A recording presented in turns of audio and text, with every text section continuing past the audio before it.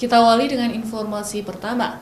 Saudara, Kota Banda Aceh Rabu menjadi salah satunya kota di Aceh yang berhasil melakukan vaksinasi remaja hingga 100% pada dosis pertama.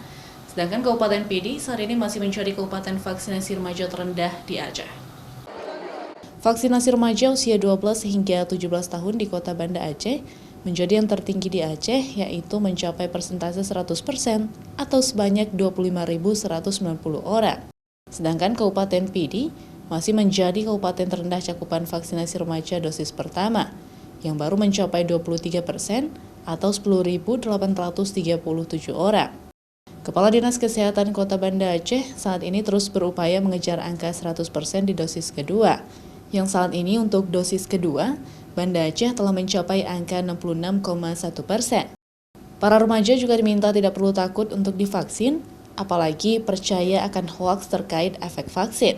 Di awal-awal kami buat, di salah satu SD, di salah satu SMP, itu kita terima juga masyarakat umum, itu ribuan. Jadi strategi itu beda memang kalau sekarang, walaupun gencar sekali kita laksanakan, orang sudah pada divaksin rata-rata.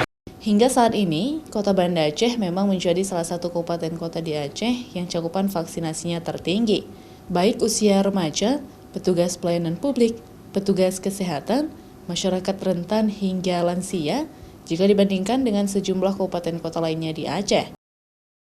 Syahril, Kompas TV, Banda Aceh.